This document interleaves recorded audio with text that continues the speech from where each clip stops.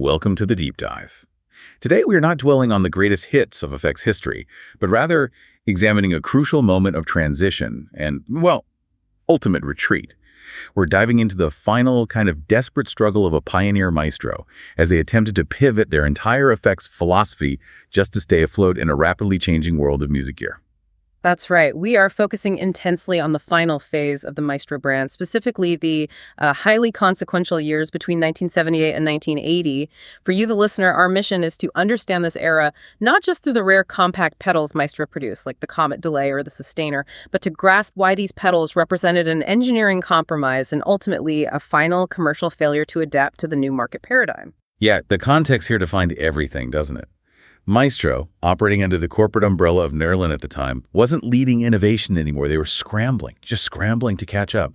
They found themselves battling the rising giants of the compact stompbox world, MXR, Boss, and Electro-Harmonix, or EHX. This late push wasn't just a product launch. It was like an attempt to save the brand itself. It was undeniably the last gasp. No question. We are exploring a fascinating and extremely rare collection of compact stompboxes from this brief, maybe 2-year window. These units, the Comet Delay, the Sustainer models, the Compact Phaser, and 2 truly wild experimental filters are historically critical. They mark the very last time Maestro made a serious concerted effort in the effects space before the brand went dormant in the early 1980s, effectively ending the legacy of the company that gave the world, the first mass-produced fez pedal. Quite an end. Okay, let's unpack this monumental shift in philosophy then. Maestro had built its legacy on ruggedness and unique sounds, often housed in those large, heavy, sometimes quirky 1970s enclosures known to collectors as the Stage series. I mean, these were substantial boxes, big things.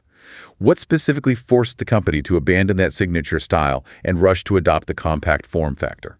Well, the rules didn't just change, they were basically standardized by the competition, almost overnight it seems. By the late 70s, a benchmark for professional effects unit was set by things like the MXR Phase 90 and the first wave of Boss compact pedals. Musicians demanded smaller, standardized, more practical enclosures that fit neatly on a pedal board. They were replacing the large boxes Maestro was famous for, which, let's be honest, often look more like small electronic appliances than pedals. Right. So if Maestro wanted to be sold in the same stores, next to the same competitors, adopting the compact box format wasn't really a choice, was it? It was a historical necessity. They couldn't survive pedaling those massive Stage series units anymore. Absolutely. The engineering team had to figure out how to distill decades of often complex, discrete circuitry into the small footprint established by the new market leaders. It was a huge challenge. But the change was far deeper than just external cosmetics, you see. Maestro's earlier, more innovative designs frequently relied on high-voltage power. We're talking 18 volts, 24 volts, sometimes even more. Stuff you wouldn't see today in standard pedals. Which gives you increased sonic fidelity, right? Better headroom, but requires specialized, non-standard power supplies or like huge battery arrays. Not very practical. Precisely. That high voltage was crucial for their sound. It provided increased headroom, meaning the circuit could handle louder input signals, especially from humbucking pickups without clipping or distorting immediately. It also helped maintain a better signal-to-noise ratio, keeping the background hiss down, which was vital for professional recording and live use back then. Okay, so when Maestro made the pivot to the mass-market compact size, what was the engineering compromise they had to make regarding power? That sounds like a big one. Yeah, it was huge. To conform to the new high-volume mass-market expectations and appeal to players looking for convenience, these final compact pedals largely shifted to running on standard 9V power, just like everyone else. This move, from high-voltage complex circuitry towards simpler 9V standardized power, signaled Maestro trading off potential headroom and fidelity for, well, plug-and-play practicality. They were also forced to move away from complex discrete component designs toward utilizing more cost-effective integrated circuits, or ICs, which helped miniaturize the circuit, sure, but sometimes altered the sonic character that Maestro was known for, that classic Maestro sound. So this technical trade-off was a major challenge they faced in trying to sound like a classic Maestro while looking like a Boss or an MXR. Exactly. A very tough spot to be in. Moving past the casing then, let's look at the crucial effect categories they prioritized. Compression and sustain were, the dynamic control categories everyone seemed to need. MXR had already dominated with their Dynacomp back in '76, and Ross was massively popular too. So Maestro jumped into this race, but they were definitely playing catch-up with their Sustainer models. Yeah, way behind. We see 2 related, very rare attempts here. highlighting how aggressively Maestro was trying to hit this essential market segment. There was the original Maestro Sustainer, introduced around 1978 or maybe 79, and then the closely related Maestro Compressor Sustainer, appearing around 1979 or 1980. These were engineered specifically to capture that growing market for professional dynamic control. They had to have one. What differentiated Maestro's design approach in these units compared to the competition? Did they try anything different under the hood? Well, it's interesting. While most of their competitors, especially MXR and Ross, relied heavily on the highly efficient and relatively transparent OTA chips, like the CA3080 or the ubiquitous 13600 series, to function as the compression element, Maestro likely leaned into designs incorporating FETs, field effect transistors, or perhaps even a discrete VCA, voltage-controlled amplifier. These components, while potentially more complex or expensive to implement in mass production back then, offered a different flavor, a different character. So what were the defining specs on the front panel? What could you actually tweak? They pretty much adhered to the market standard. The controls typically included sustained compression, which adjusted the compression ratio and the overall decay time, and a standard level output control. Pretty basic stuff. Where Maestro sometimes tried to innovate or differentiate was maybe in the fine-tuning. Some production runs, particularly the very late versions, apparently included additional controls like attack or sensitivity, giving the player manual control over how quickly the compressor clamped down on the initial note transient, a bit more tweakability.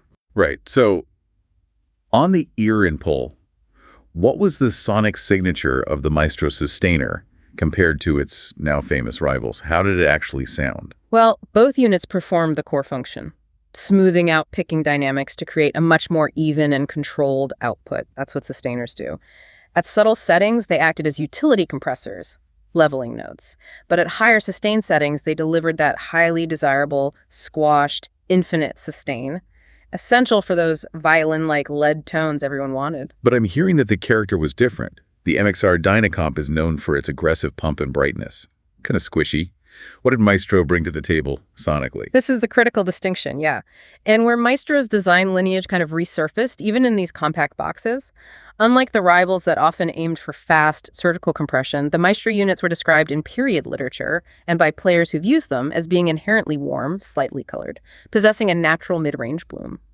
But crucially, they were also sometimes noted for being noisier than their competition. Ah, the noise. Yeah, which was likely a direct result of trying to run those potentially more complex FDT or VCA circuits on only 9V power. They weren't transparent tools. They added a distinct, maybe slightly gritty character. Okay, that specific color makes them a specific tool then. For which usage context would a player actively choose the Maestro Sustainer over, say, a Dynacomp? The sonic profile was sort of tailor-made for specific applications. Think of clean country lead work. That classic chicken pickin', where you need every single note to jump out and sustain evenly. They were apparently superb for funk and disco rhythm guitarists who needed tight percussive chord stabs without the notes decaying prematurely, keeping things really tight. And of course, for lead players seeking that specific saturated singing tone that stacked well into a slightly breaking up amp, the warmth probably helped mask the inherent noise floor better when used with drive. Interesting. But what's fascinating here really is that despite engineering a high-quality product that targeted the exact functionality of the Dynacomp and the Ross, Maestro never achieved the same widespread adoption. Why not? The market was just too saturated already, I guess. The speed and maybe lower price point of the MXR and Ross units meant Maestro was fighting for scraps of market share by then. Exactly. This late entry is the core reason for the rarity we observe today. Collectors value these sustainers because they represent the final, high-quality, almost desperate effort in a segment that was already locked down tight. Right, let's move on to the true core effects, the bread and butter of any serious pedal company back then. Delay and phasing. And here's where the timing aspect becomes even more painful for Maestro, I think, especially when we look at the Comet delay. Hashtag AUR. The Maestro Comet, analog delay. Oh yeah, the Comet, which landed on the market around 1979 or 1980, was Maestro's indispensable attempt to offer proper delay and echo in that compact, modern Stompbox format. We have to remember the historical context. Up until this point, the gold standard for high-fidelity echo was often the cumbersome, high-maintenance tape systems, like the Maestro Echoplex itself, or similar reel-to-reel units, bulky, unreliable things. So the Comet had to be the definitive, practical, solid-state alternative in a small footprint. That was the mission. Exactly. The key technology employed here was analog delay, specifically relying on BBD-based bucket brigade device chips. The BBD chip, invented back in the early 70s, really defined the warm, dark, and often, let's face it, noisy sound of analog echo for the next decade. It was the tech to use. Walk us through the controls and the technical constraints of the BBD chip. What were the limits? Okay, the controls were fairly standard for the time.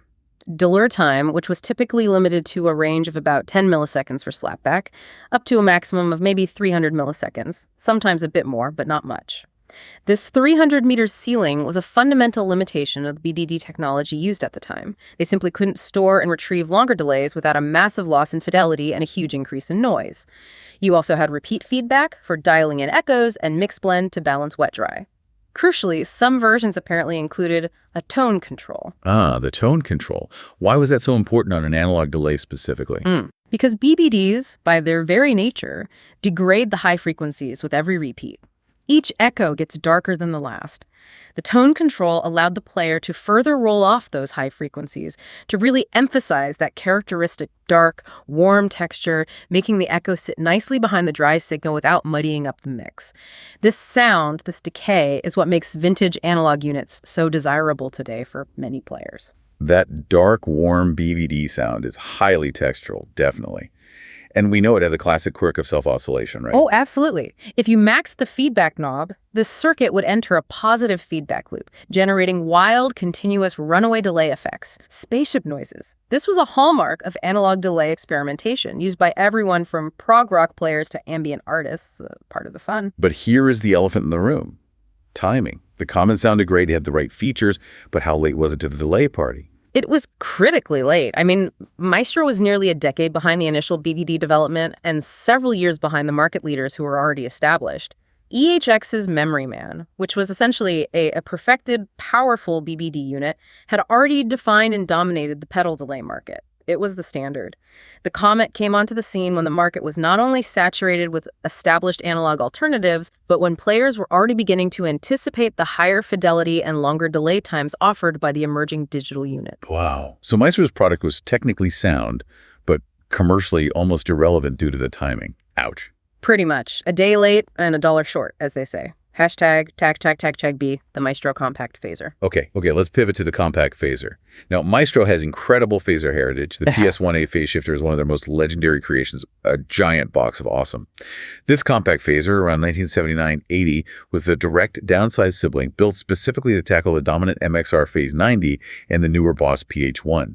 Had to compete there, too. Exactly, and this pedal really shows Maestro making the ultimate sacrifice, trading the complexity and massive footprint of the earlier units for stage practicality. The original PS1A was huge, often running on high voltages with complex optical LDR circuitry for its phasing stages. It was practically a studio piece, not a stomp box. And the compact version had to simplify everything right down to the power. It was heavily streamlined, yeah. It was an analog phaser, most likely utilizing the standard four-stage design made popular by MXR. Much simpler. And crucially, it ran on standard 9V power, a necessary concession that dramatically complicated the engineering challenge of recreating the deep, lush sweep of its high-voltage predecessors. The goal was clearly to compete on size and price, not necessarily on ultimate sonic depth. So let's look at the controls needed to achieve that classic phasing sound. The control set was pretty comprehensive for a compact phaser of the time. Speed, rate, naturally, depth intensity, to control how wide the sweep was, and the all-important feedback resonance. This resonance control was really the key to dialing in the Maestro signature sound, differentiating it a bit. By adjusting the feedback, you enhance the frequency notches, creating that more pronounced, intense, swirling swoosh sound. Made it a bit more chewy than, say, a stock Phase 90. Interesting. How did the sound profile retain the Maestro signature despite the 9V power constraint? Did it still sound like a Maestro? It did retain the character, but perhaps more subtly. It offered that rich, classic 70s phasing, noted for Maestro's signature warm musical sweep. It was often described as being a smoother, less abrupt sweep than the Phase 90 could be. At subtle settings, it was shimmery, almost chorus-like. At deeper settings, it delivered thick, psychedelic textures. Reports suggest it had pretty high fidelity for a 9D unit, suggesting clever component choice. Maybe using high-quality ICs rather than fully discrete components helped there. So if the sound was great, arguably retaining that Maestro quality, and the format was right. Why couldn't Maestro leverage their pioneer status to break through the existing competition for MXR and Boss? Yeah, that raises a crucial question about brand reputation and market timing in the late 70s, doesn't it? While Maestro was known for innovation historically, their reputation, particularly under Norlin ownership, was arguably less immediate and maybe less consistent than the sharp, reliable focus of MXR or the relentless efficiency and marketing machine of Boss. The market preference had already hardened around the Phase 90 as the de facto standard phaser for most guitarists. So people just bought what they knew. Pretty much. Maestro's compact phaser, despite its quality, sold in much lower numbers than the established leaders. It was functionally excellent, sure, but the market was already claimed. It really proved that quality alone couldn't beat market entrenchment and timing. Okay, now we arrive at the most fascinating paradox, I think, of Maestro's final years. Even while desperately trying to win the compact format war with bread-and-butter effects like delay and phasing, they never fully abandoned their experimental, almost synth-inspired roots. These next two pedals are arguably the most niche and yet maybe the most historically forward-thinking of the bunch. The weird stuff. Absolutely, the weird stuff. Hashtag A Maestro filter sample and hold compact. This pedal is a true relic from the weirdness factory, as you put it. It was a downsized successor to a much bulkier unit from the mid-70s. Somehow they managed to distill complex, random-stepped filtering a concept born in the modular synthesizer world into a small stomp box. This was absolutely not aimed at the average rock player, not at all. Okay, for listeners unfamiliar with synthesizer terminology, what exactly does sample and hold mean in the context of a guitar pedal? Break that down. Right. Sample and hold is basically a circuit that takes an input voltage, often generated by a low-frequency oscillator, an LFO, and it reads it, or samples it at a specific moment, and then it holds that voltage steady for a determined period of time before sampling a new, often random voltage from the LFO. When you apply this to a filter, it means the filter's peak frequency doesn't sweep smoothly up and down like a wah. Instead, it jumps randomly or steps incrementally to a new frequency and locks there briefly, then jumps again. That sounds complicated for the average 1970s guitarist to grasp, let alone use musically. It was. Definitely niche. The primary controls included range frequency, which set the upper and lower boundaries the random frequency jumps could occur within, and rate speed, which adjusted how quickly the unit sampled and held the new frequency, how fast the bleeps and bloops happened. The heart of the unit, though, was the mode switch. That's where the magic happened. Let's focus on the two modes this switch provided. What do they do? Okay, in envelope mode, the circuit functioned predictably, acting pretty much like a standard auto-wah where the filter swept smoothly based on your picking attack. That was the practical, usable side, your basic funk filter. But in sample and hold mode, that's when it generated those glitchy, bubbling filter jumps that stepped randomly across frequencies. The resulting sound was quirky, unpredictable, electronic, and distinctly synthesized. Think early electronic music, Kraftwerk, or sci-fi movie soundtracks. R2-D2 noises from your guitar. Its limited production numbers definitely reflect the niche market, but its historical importance seems pretty huge in retrospect. It certainly is. This pedal demonstrated Maestro's continued commitment to complexity and, frankly, weirdness when everyone else was simplifying for the masses. This concept of random modulation was one of the earliest examples ever housed in a mass-produced pedal format. It was way ahead of its time. While commercially unsuccessful, its ideas directly influenced later highly experimental pedals, like the Electro-Harmonix random tone generator, and, you could argue, much of the modern boutique industry focusing on chaos and glitch effects today. Maestro was arguably, 5, maybe 10 years ahead of the curve with this specific effect, just nobody was ready for it. #touch-tab B Maestro envelope filter. That sets the stage perfectly for the Maestro envelope filter, which seems much more conventional by comparison. This is a clear response to the massive success of the legendary Mutron III from way back in 1972. Maestro recognized they needed a simpler, compact, auto-wah solution to tap into that booming funk and fusion market. Yeah. Gotta have a quack box. Totally. This targeted the absolute rhythmic core of the era funk, R&B, and fusion. Players like Stevie Wonder, Bootsy Collins, Jerry Garcia. They had made the envelope filter sound absolutely essential.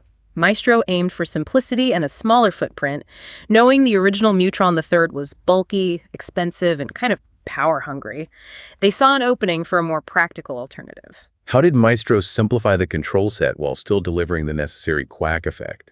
They streamlined it very effectively, actually. You had the essential sensitivity control dictating how strongly the filter reacted to your input dynamics, your picking attack. You had peak or Q, setting the filter resonance, determining if the sweep was sharp and really quacky or more rounded and subtle. And the critical range direction switch. This was important. It allowed the player to choose whether the filter swept upward, giving you the brighter, more classic quack or wow sound, or downward, a darker, more sub-heavy ooh sweep, excellent for bass guitar. Okay, makes sense. And how did the sound compare to the gold standard, the Mutron III itself? Was it a contender? Well, it produced the required classic auto-wah sound by sweeping frequencies based on pick attack. It did the job. However, it was generally described as being less hi-fi than the Mutron III. The Mutron often used multiple filter stages, optical components, and higher voltage for a cleaner, wider, maybe more liquid sweep.